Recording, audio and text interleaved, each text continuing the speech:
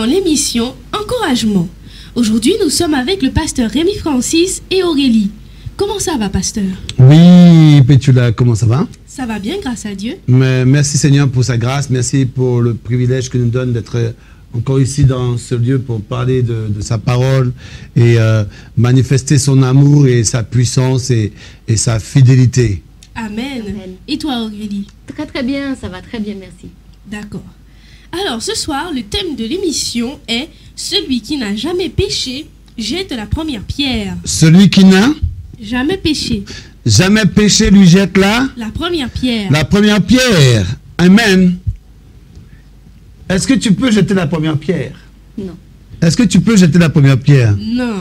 Est-ce que moi aussi je peux jeter la première pierre? Je dirais non. Parce que la Bible dit tous ont péché, sont privés de la gloire de Dieu. Nous sommes sauvés par grâce, par le moyen de la foi en Jésus-Christ de Nazareth. Alors nous ne pouvons pas condamner un autre. Non. Nous ne pouvons pas juger un autre. En aucun cas. Et nous ne pouvons pas dire et jeter la première pierre. Parce que nous avons tous eu un passé. Nous avons été tous condamnés. Mais c'est la grâce de Dieu qui nous sauve aujourd'hui. Et c'est la puissance de Dieu aujourd'hui en nous qui fait que si nous sommes sauvés par la grâce, par le moyen de la foi. Amen. Et pourquoi devrais-je juger un autre? Pourquoi je devrais condamner un autre? Pourquoi je devais dire celui-là a péché? Celui-là n'a pas besoin de la grâce de Dieu. Celui-là n'a pas besoin de la puissance de Dieu. Dieu n'a rien à faire avec toi. Pourquoi je dirais ça? Si le Seigneur m'a sauvé, si le Seigneur m'a restauré, alors je dois donner la main à un autre pour essayer de le relever. Amen. Amen. Je devais lui dire, allons, ma soeur, allons ensemble, afin que Dieu puisse continuer à travailler dans notre vie. Amen. Mais nous devions en aucun cas jeter la première pierre. Parce que si Jésus-Christ devait jeter la pierre, tous seront perdus. Nous aurions été tous lapidés. Nul ne serait sauvé. Mais c'est pourquoi la Bible dit dans Jean 3,16, car Dieu a tant aimé le monde qu'il a donné son Fils unique afin que quiconque croit en lui ne périsse point mais qu'il ait la vie éternelle. Le cœur de Jésus, c'est uniquement l'amour. Et Jésus est venu dans ce monde pour manifester l'amour et de nous parler du royaume de son Père, parce que le royaume de Dieu est proche. Et Jésus veut que nous soyons sauvés. Jésus ne veut pas que nous puissions critiquer les uns les autres, ni jeter la pierre sur un tel, ni jeter la pierre sur Rémi, Rémi a fait, ni jeter la pierre sur Pierre. Pierre a commis des erreurs, oui, Pierre a commis des erreurs. Mais est-ce que c'est pour cela que nous devions l'enfoncer? Est-ce que c'est pour cela que nous devions parler du mal de lui? Mais au contraire, si Jésus était là, qu'est-ce qu'il aurait dit à Pierre? Il aurait dit à Pierre, viens mon enfant, tes péchés te sont pardonnés, va et ne pêche plus. Mais pourquoi nous n'avons pas cette faculté, cette facilité à dire à quelqu'un, va, tes péchés sont pardonnés, va et ne pêche plus. Et pourtant, nous pouvons le dire. Si l'amour est en nous, si nous manifestons la grâce et la puissance de Dieu, parce que Dieu nous a donné l'amour, Dieu nous a témoigné son amour en donnant Jésus-Christ à la croix. Et nous devions témoigner l'amour aux autres. Amen. Parce qu'en témoignant l'amour, nous allons les gagner. Je ne vous dis pas de participer dans leur péché, non, loin de moi. Mais les témoigner l'amour afin qu'ils puissent sortir de leur marasme, dans leur boubier, dans leur péché. Amen.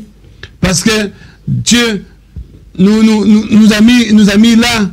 S'il nous a fait grâce, c'est afin que nous puissions parler aux autres de cette grâce et de cet amour. C'est pas pour jeter la première pierre. Jacqueline était dans le péché. Mais nous ne devions pas dire que Jacqueline a commis l'adultère, aller parler de gauche à droite de Jacqueline. Nous ne devions pas saluer Jacqueline. Nous ne devions pas salir un tel. Nous ne devions pas salir le pasteur. Nous ne devions pas salir le prophète. Nous ne devions pas salir. Mais au contraire, nous devons prier pour ces gens-là qui sont encore dans leur péché, afin que Dieu puisse se faire grâce. Et nous devions aller aussi les reprendre. Et par la grâce de Dieu, si on les gagne pour Jésus-Christ de Nazareth, leurs vies seront bénies. Et nous-mêmes aussi, nous pourrons nous réjouir avec eux parce que nous avons gagné nos frères et nos sœurs par la grâce et par l'amour et dans la magnificence de Jésus de Nazareth. Amen. Celui qui n'a jamais péché, jette la première pierre. Amen. Jean chapitre 8, versets 1 à 12 nous dit: Jésus se rendit à la montagne des Oliviers. Mais dès le matin, il alla de nouveau dans le temple, et tout le peuple vint à lui. S'étant assis, il les enseignait. Alors les scribes et les pharisiens amenèrent une femme surprise en adultère. Les scribes et les pharisiens amenèrent une femme surprise En adultère. en adultère. Vous voyez? Les scribes et les pharisiens pensaient qu'ils étaient meilleurs que d'autres. Ils surprennent une femme en état, en adultère. Mais ils ne trouvaient pas d'autre chose à faire que de la condamner, encore de la lapider. Mais aujourd'hui, de nos jours, des hommes pêchent, des femmes pêchent, des enfants pêchent. Mais qu'est-ce que nous faisons dans nos assemblées? Qu'est-ce que nous faisons dans nos églises? Nous n'allons même pas les reprendre, mais nous commençons déjà à les condamner. Nous commençons déjà à les mettre dehors, sans avoir des réunions avec eux, sans les parler, sans agir selon l'étape de la parole de Dieu. Mais nous commençons déjà à critiquer. Tel pasteur a péché, tel frère a péché, mettons-le dehors. Il ne mérite pas la grâce de Dieu, il ne mérite pas la puissance de Dieu. Et qui sommes-nous? Mais qui sommes-nous pour juger l'autre? Qui sommes-nous pour dire que telle et telle personne ne mérite pas la grâce? Mais si tu n'es pas capable de pardonner ton frère, la parole déclare que Dieu ne peut pas te pardonner non plus.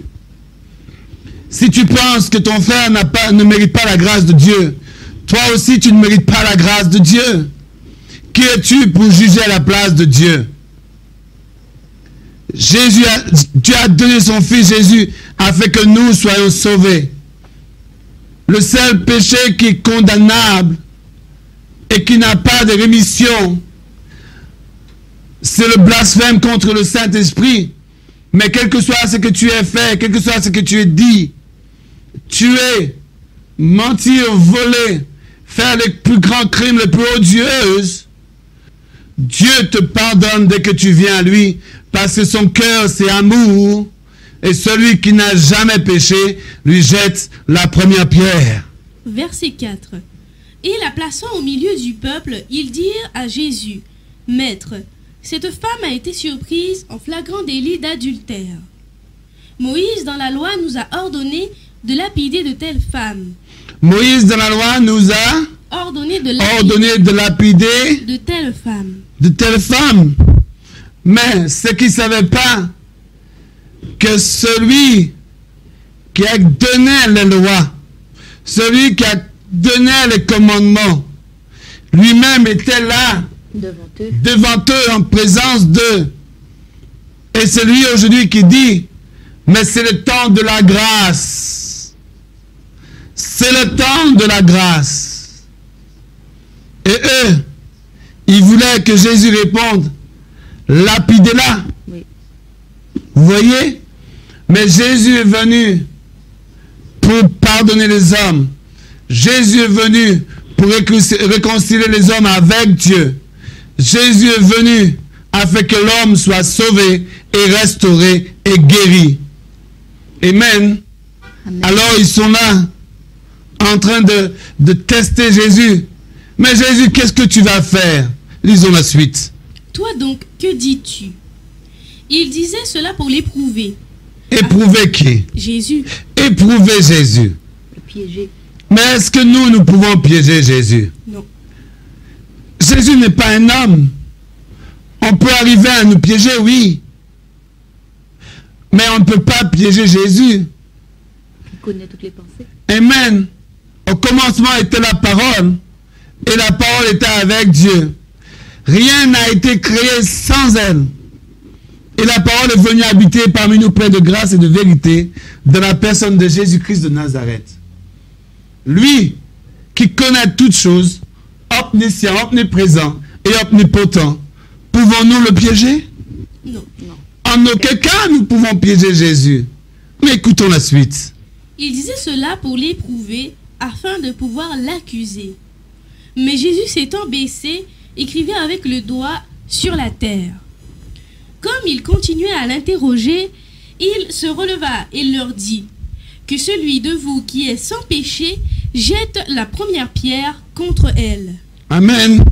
Jésus leur pose une question. Et Jésus te pose la question aujourd'hui. Toi qui nous regardes, toi qui nous écoutes, même par le biais de la radio, Jésus te pose la question aujourd'hui. Si tu n'as jamais péché, jette la première pierre. Et si, dans ton âme et conscience, tu sais que tu as péché, tu seras confondu. Et je suis sûr et certain que tu es confondu. Même la question, je te pose à l'instant, celui qui n'a jamais péché jette la première pierre. Déjà, cette question te confond et déjà dans ta conscience, cela t'amène déjà à réfléchir et tu commences à te dire déjà, je ne peux pas jeter la première pierre. Amen. Parce que tu as été sauvé par grâce, par le moyen de la foi en Jésus-Christ de Nazareth, alors tu ne peux pas jeter la première pierre. Parce que la Bible dit, tous ont péché et sont privés de la gloire de Dieu. Le salaire du péché, c'est la mort, mais le don gratuit de Dieu, le don gratuit de Dieu, le don gratuit de Dieu, c'est la vie éternelle en Jésus-Christ de Nazareth. Il nous a donné le pouvoir de devenir enfants de Dieu par sa grâce, par sa puissance et par sa fidélité. Alors, nous ne pouvons pas jeter la première pierre. Nous ne pouvons pas dire autre chose. Écoutons la suite. Verset 8. Et s'étant de nouveau baissés, ils écrivaient sur la terre. Quand ils entendirent cela, accusés par leur conscience. Accusés par leur conscience. Leur conscience. Toi qui critiques les enfants de Dieu, toi qui critiques les serviteurs, toi qui critiques les femmes de Dieu, toi qui critiques ceux que tu connais qui sont tombés dans leur péché, je te pose une question. Si tu n'as jamais péché, jette la première pierre. Si tu n'as jamais péché, jette la première pierre. Je ne veux pas couvrir le péché de personne. La Bible dit le salaire du péché c'est la mort, mais le don gratuit de Jésus-Christ de Nazareth de Dieu, c'est la vie éternelle en Jésus-Christ de Nazareth. Amen. Mais je veux juste que nous puissions prendre conscience que nous devions nous aider à aller de l'avant et marcher selon la parole et selon la puissance de Dieu et manifester l'amour de Dieu et nous aider à nous racheter les uns les autres. Ne pas participer au péché, mais aider les autres à s'en sortir parce que le cœur du Père, c'est l'amour. Le cœur de Jésus, c'est l'amour. Et si aujourd'hui, toi qui m'écoutes, si tu es en train de pécher, tu n'as pas encore fait la paix avec Jésus-Christ de Nazareth, repentez-vous car le royaume de ciel est proche. Et si tu te repentes aujourd'hui, je te déclare, aujourd'hui tes péchés te sont pardonnés, va et ne pêche plus. Amen. Et marche en nouveauté de vie. Et un changement radical dans ta vie. Amen. Un changement radical et marche selon la parole et selon la puissance de Dieu. Et tu verras comment le Seigneur va se manifester dans ta vie, manifester dans ta personne et manifester chaque jour, chaque instant pour toi. Et tu verras la grâce et la faveur de Dieu sera avec toi et pour toi. Amen. Amen. Ils se retirèrent un à un. C'est normal qu'ils se retirent. Parce que leur conscience les accusait. Parce qu'ils n'avaient rien à dire, ils n'avaient rien d'autre. Ils ne pouvaient pas dire à Jésus, j'ai pas de péché. Ils ne pouvaient pas dire à Jésus, je n'ai rien commis. Ils ne pouvaient pas dire à Jésus que voilà, maître, voilà, j'ai rien à me reprocher. Mais ils avaient tous, sans exception. C'est pourquoi la parole est digne d'être reçue. Tous ont péché. Et tous sont privés de la gloire de Dieu. C'est une faveur, c'est une grâce que Dieu nous a fait. Ce n'est pas la volonté de la chair, ce n'est pas la volonté de l'homme, mais c'est la volonté de Dieu de nous appeler filles et fils de Dieu et que nous sommes devenus enfants de Dieu. Amen. Amen. Et c'est pourquoi c'est normal qu'ils s'en aillent. Ils se connaissaient entre eux. Et pourtant, ils se connaissaient, ils connaissaient le péché de l'un et l'autre. Et même s'ils ne connaissaient pas le péché de l'un et l'autre, mais eux-mêmes, ils savaient ce qu'eux, ils faisaient en cachette. Cette femme l'a fait, cette femme a été surprise. Cette femme a été mise, son péché a été mis dehors. Mais eux, ils sont partis sans la grâce. Et cette femme, elle a bénéficié de la grâce. Celui qui pêche et qui reconnaît son péché et qui ne retombe plus dans son péché et qui arrête ce qui est mal et qui fait la paix avec Dieu bénéficie pleinement de la grâce et de la puissance de Dieu et bénéficie de la puissance et l'amour de Dieu et ses péchés sont pardonnés. Amen. Amen. Mais celui qui veut jeter la première pierre et qui ne reconnaît pas son péché est privé de la gloire de Dieu. C'est vrai. Amen. Enlève d'abord la poutre qui est dans tes yeux avant de regarder la petite paille qui est dans les yeux de ton voisin, de ton prochain. Il faut d'abord laver au devant de notre porte avant de vouloir laver devant la porte de quelqu'un d'autre. Avant de dire à quelqu'un, tu as péché, regarde ta vie pour voir si ta vie est conforme avec la parole de Dieu. Amen. Il faut reconnaître sa situation. Il faut reconnaître que si ta vie est dans les règles, alors tu peux aller reprendre quelqu'un. Amen. Alléluia. Amen.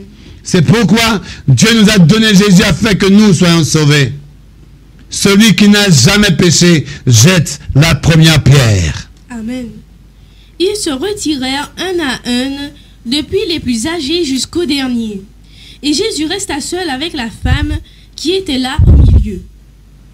Alors, s'étant relevé et ne voyant plus personne que la femme, Jésus lui dit, « Femme, où sont ceux qui t'accusaient?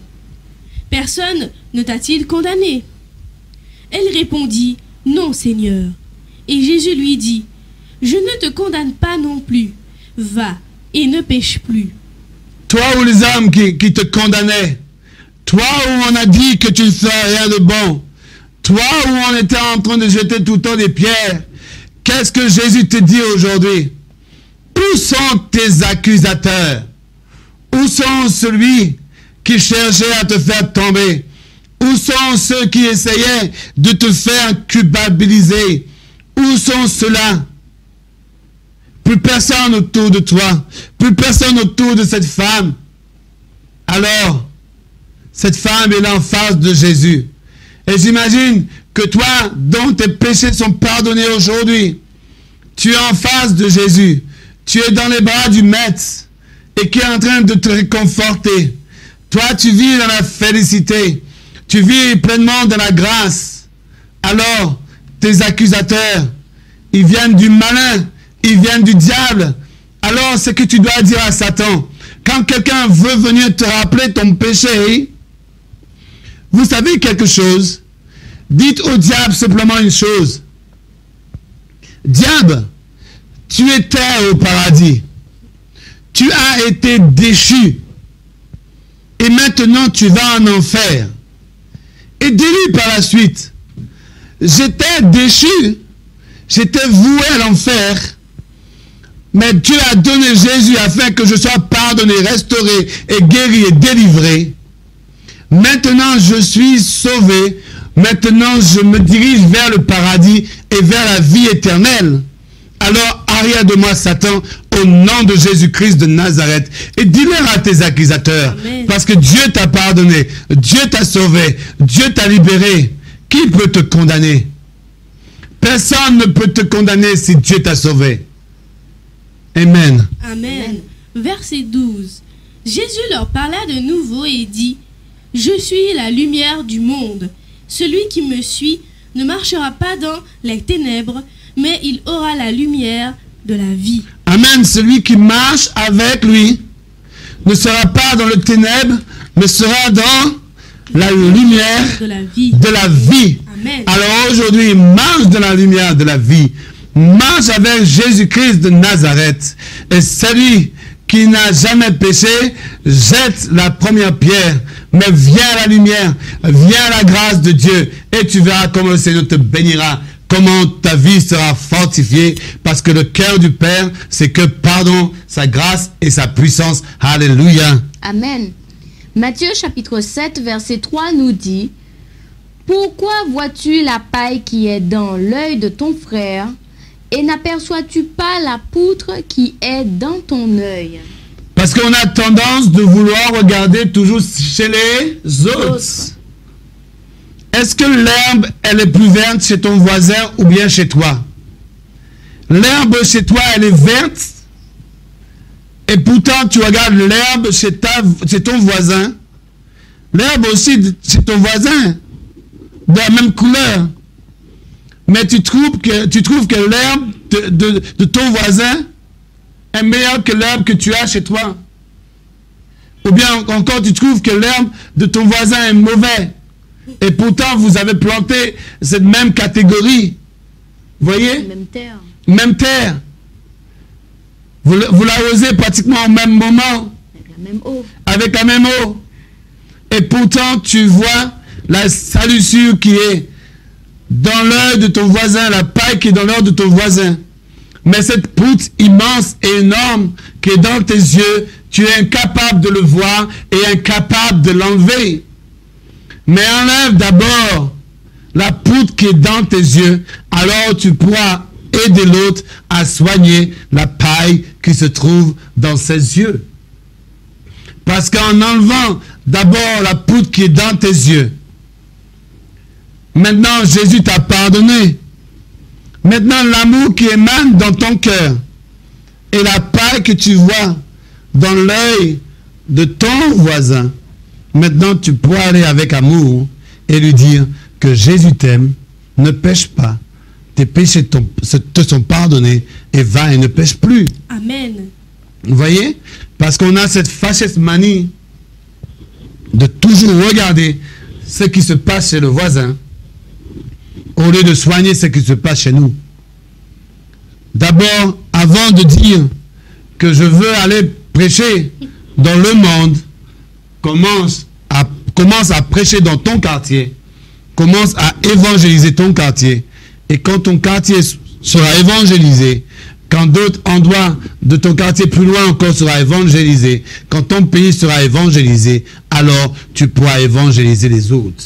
Amen. Amen. Amen. Amen. Il faut d'abord nettoyer, enlever la poutre dans son œil, avant d'enlever la paille qui est dans l'œil de son voisin. Alléluia. On continue? Matthieu chapitre 18, versets 15 à 17 nous dit, « Si ton frère a péché, va et reprends-le Si ton frère a péché, va et reprends-le et reprends-le entre toi et lui seul. » entre toi et lui seul. Oui. Voilà encore un problème qui arrive de nos jours.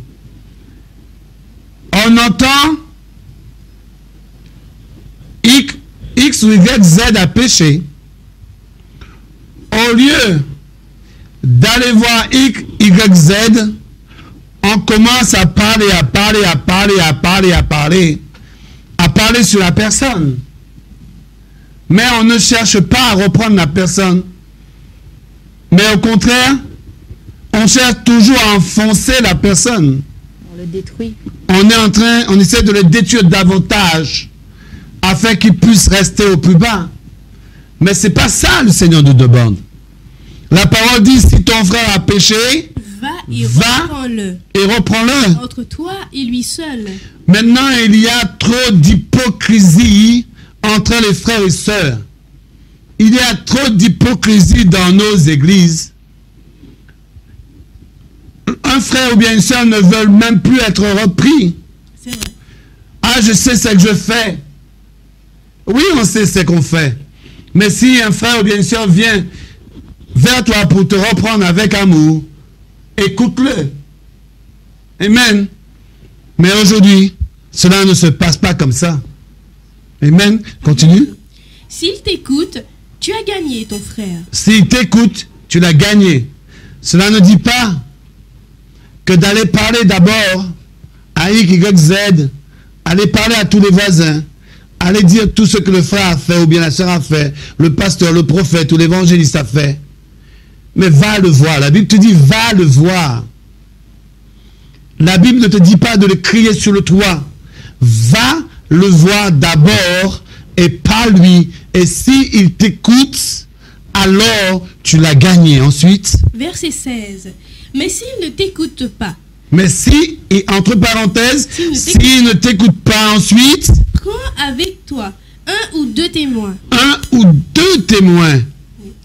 Afin que toute l'affaire se règle sur la déclaration de 2 ou 3 témoins. Afin que cette situation se règle entre 2 ou 3 témoins. Mais de nos jours, ça ne se passe pas comme ça. On veut régler les problèmes devant même l'assemblée, devant même tout le monde. Mais jamais parfois en toute intimité avec la personne. Mais on veut déjà, dès que ça arrive, on veut déjà le crier sous le toit. Quand tu aimes, tu protèges. Premièrement, la Bible te dit, va. S'il n'écoute pas, tu prends 1 ou 2 témoins ou 3, afin que cela se règle. Voilà. Mais si cela se règle avec les 1 ou 2 témoins, tu as gagné ton frère. Amen. Amen. C'est ça la parole de Dieu, c'est ça la puissance de Dieu, et c'est ça l'amour de Dieu. Continue. S'il refuse de les écouter, Et dis-le à l'église. S'il refuse de l'écouter, alors, Dis-le à l'église.